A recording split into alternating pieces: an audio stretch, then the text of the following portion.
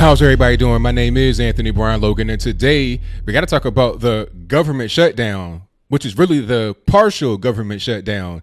About 25% of the government will go without funding after the Senate did not vote. It wasn't that they couldn't vote, they did not vote last night by the deadline on the current government funding bill, which has $5 billion in border wall spending. Now, the $5 billion passed the House. We got excited, but I'm like, okay, let's go to the Senate.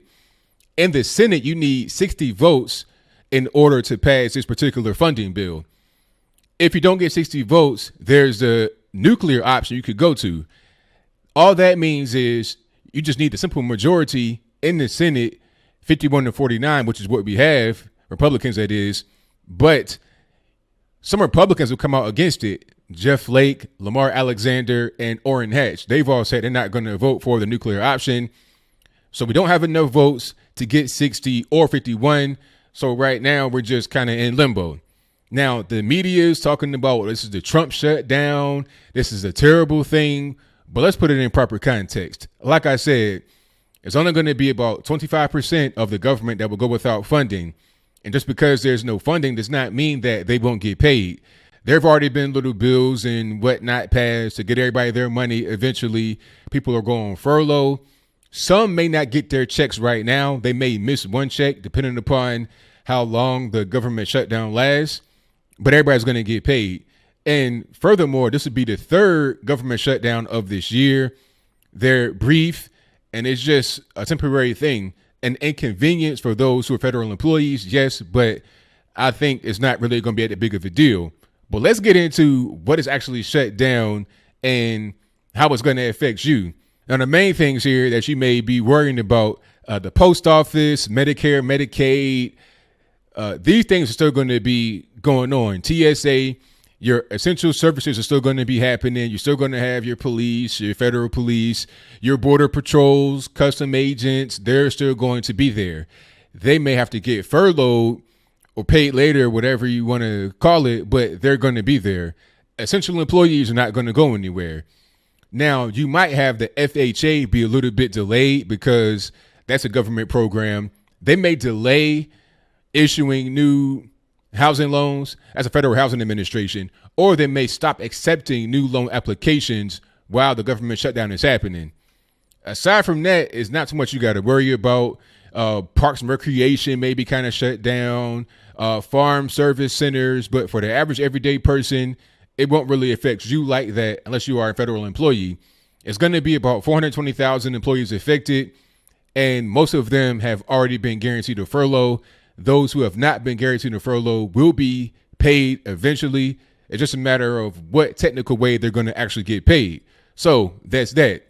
Partial government shutdown. Who's to blame for it? Obviously, it is the senators who I named, Jeff Flake, Orrin Hatch, Lamar Alexander of Tennessee, and also the Democrats who don't want to pass the immoral and racist and hateful wall. We all know we need the wall. Trump put out a diagram of what the wall could be, or a picture, and I placed that on the screen before you.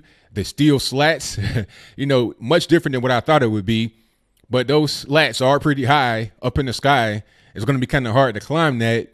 And it'll also be kind of easy to see through. So if you are on the other side of it, if you're a Border Patrol custom agent, you're able to see what's happening rather than having to rely upon technology, a drone, or whatever the case may be. And it looks very difficult to climb. You can't use some kind of rappelling equipment to get on top of there. Even if you did, watch out for them spikes at the top. So I'm not sure if that'll be the final design or whatever the case may be, but it doesn't look too bad to me. I've seen the actual so-called border fence live and in person when I went to El Paso last year.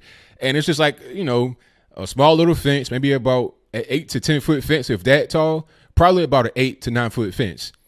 It's there. So if you make that fence into steel slats that go 20 feet, 30 feet in the air, I'm not really too mad about that. They appear to be pretty high, but we'll see what the actual final thing is once we get to it.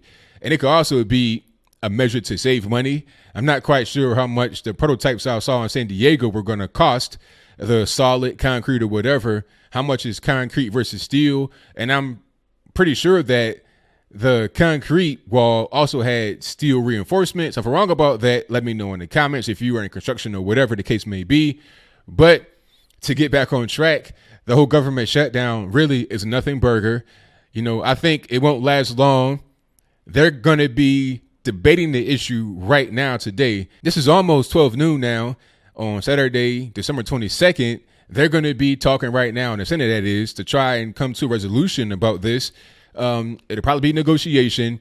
And like I said from the beginning of this whole kerfuffle that's happening right now, they'll probably meet somewhere in the middle. The $5 billion may just be the high mark that Trump wants to start at. Democrats want to give him $1.6 billion. So if they can go somewhere right around 2.5 to 3 billion, that might be sufficient enough to get the wall built. That's all I'm really worried about. I don't really care how much money is going to be allotted, as long as the money that is allotted is enough to get the wall built and to have the border be secure. That's all that really matters. So we'll see. But as of right now, the government is shut down partially.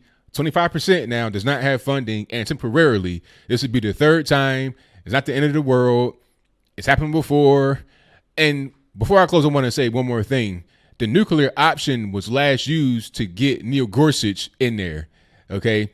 So the border wall might be a different ball of wax. You're talking about a Supreme Court justice, a well-respected guy, versus a wall which is extremely partisan and even has some Republicans that don't really want to go all the way with it.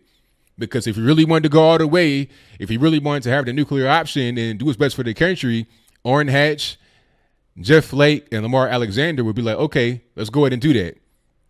Why not? I mean, it was not going to be some kind of big kickback on you. Jeff Flake is never Trumper anyway, so of course he's going to do it. Orrin Hatch, I don't really know why he would do it. And Lamar Alexander, I've not heard too much from him vocally being against the wall or against Trump, so I don't know why he would take that stance either. But we're going to see, once it's all said and done, what happens, what's going to be the result, and how long the so-called Trump shutdown, which is a nothing burger, is really going to last. So what do you think? Do you think that it was right for Trump to do this, or for the Senate to do this, really? Because Trump just put it out there to the House. The House approved it. Once it got to the Senate, it hit a brick wall. Is it right for them to do that? It's wrong for them to do that. How do you feel about the Republicans who don't want to go nuclear option? Is nuclear option a bad thing? Should we just have simple majority in these kinds of situations rather than requiring 60 votes from the Senate? Whatever your comments are, please let me know in the comments below. And that's all I got to say for this video. If you like what you heard, please comment, rate, share, and subscribe. Peace.